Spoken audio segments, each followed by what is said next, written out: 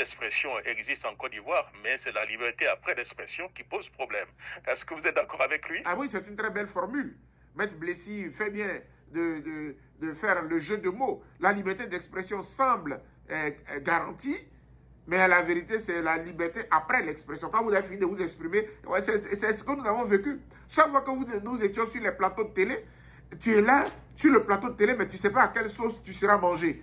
Donc, quand tu parles après, dès que tu finis l'émission, il faut chercher à te faufiler parce que tu ne sais pas qui t'attend dehors. C'est ça la psychose de notre pays et c'est dangereux pour la République. C'est pour cela que je voudrais vraiment demander à nos autorités judiciaires vraiment de nous aider à garder, vraiment à être à équidistance des camps, à être à équidistance des partis politiques entre le pouvoir et l'opposition. Sinon après, on n'est plus en sécurité dans la République. Et je dis. Cette manifestation ou marche peut-elle marquer, selon vous, le début d'un sursaut unitaire de l'opposition ou un bras de fer avec le pouvoir en place? Non, mais il n'y a pas de bras de fer, parce que quel est l'objectif de cette marche? Je crois savoir que les gens ne demandent qu'un dialogue. C'est tout. Les gens ne demandent qu'un dialogue. Alors, est-ce qu'ils ont dit, allons commettre une activité subversive, allons porter atteinte à la sécurité de l'État, à la sûreté de l'État? Non. Nous voulons marcher pour qu'il y ait un dialogue dans le pays. Alors, franchement, entre les objectifs visés, les objectifs affichés et la réaction en face, je suis un peu... moi-même, je m'interroge. Depuis pratiquement 2 ans, l'opposition demande au pouvoir de venir pour que nous puissions parler. Il faut qu'on se parle. Il y a les lois, mais on instrumentalise les lois. On instrumentalise la justice pour poursuivre des gens, pour enlever des gens. Il y a des encagoulés. Ça, on n'est plus dans un état de droit normal. On poursuit les gens, on enlève les gens. Il faut qu'on se parle. Et moi, au contraire, le mutisme de l'État me fait peur parce que chaque jour qui passe, j'ai l'impression qu'on s'enfonce dans l'abîme. On s'enfonce droit dans le mur. Et c'est pour cela que depuis ici, je lance cet appel-là au président Ouattara. Il est encore temps. Il est encore temps de revenir à la table du dialogue. Si vous êtes des oufouettistes, saisissez l'occasion pour venir à la table du dialogue. Parce que sans dialogue, on ne pourra rien faire en tout état de cause. Les conditions qu'il faut pour une élection objective, là, elles doivent être remplies avant l'élection. Donc, je ne sais pas par quelle magie vous allez faire l'élection là, le 25 octobre, sans que les conditions ne soient remplies. Et ça, je suis vraiment désolé. Ce ne sera pas possible. Et j'ai dit... Ça ne sera pas possible. Alors, parlons maintenant donc de la candidature de M. Don Melo. Au moment où on parle donc de l'union de l'opposition, il y a donc une autre candidature qui se dessine, c'est la candidature de Don Melo. Fragilisation, certaines personnes parlent du PPACI, ou donc selon vous, une lutte de l'opposition. Alors, je pense que nous devrions aller vite sur ce sujet, mais 2 observations. Je ne sais pas si entre M. Don Melo et l'attitude de son parti, je devrais condamner un camp ou l'autre. Parce que, vous savez, je suis très bien placé pour analyser à froid et puis comprendre les 2 partis. Je comprends les 2 partis. Et quelque part, les 2 partis ont raison. Alors, qu'est-ce qu'on choisit? Pourquoi je dis que le PPACI a raison? Le PPACI a raison de rester fermé parce que le contexte n'est pas normal.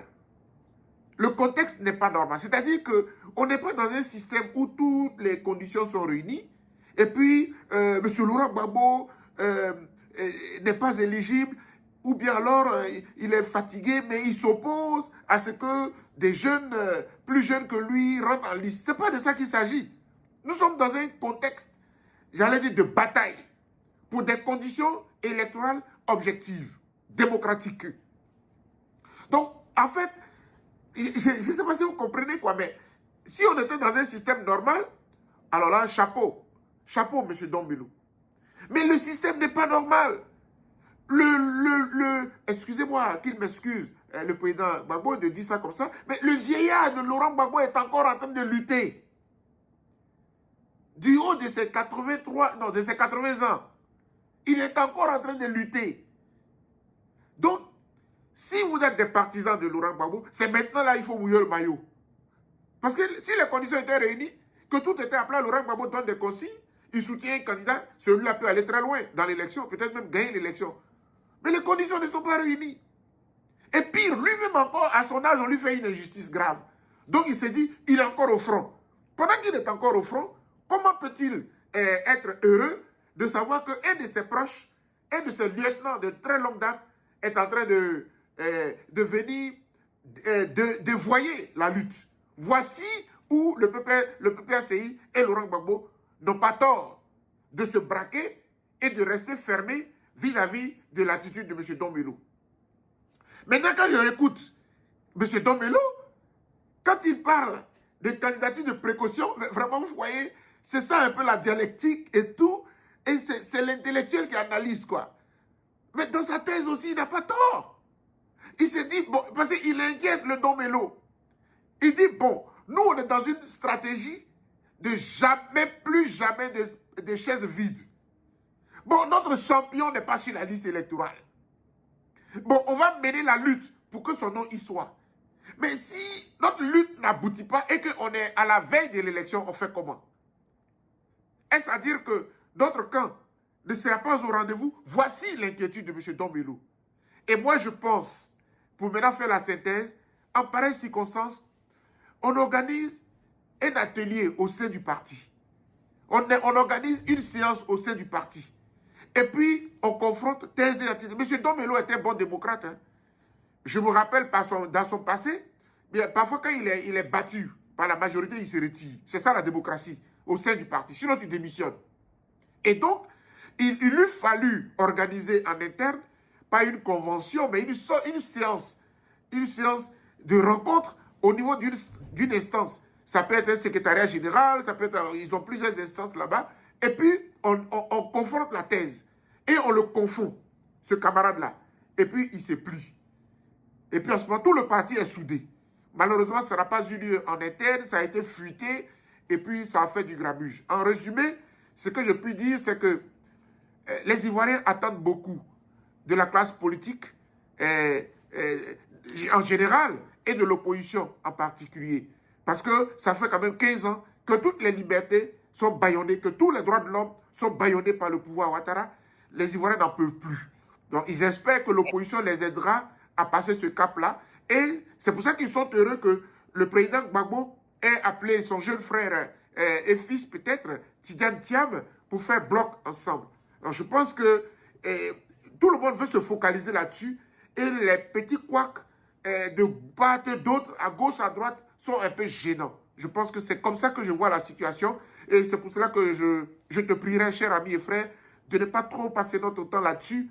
Parce que la majorité des Ivoiriens est concentrée sur ce qui va se passer d'ici le 25. Donc, il faudrait qu'on évite d'éparpiller nos forces.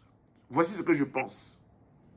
Pour un éclaircissement, cette démarche affaiblit-elle Laurent Gbagbo ou permet-elle au PPACI d'élargir, si vous voulez, son spectre électoral? Non, je pense que c'est plutôt un message que cela envoie à tous les petits candidats. Qu'est-ce que vous recherchez au fond? Est-ce que, parce que Dombello, s'il y allait, et je pense qu'il va y aller, il ira en tant qu'indépendant. Mais quel est l'objectif que vous voulez atteindre?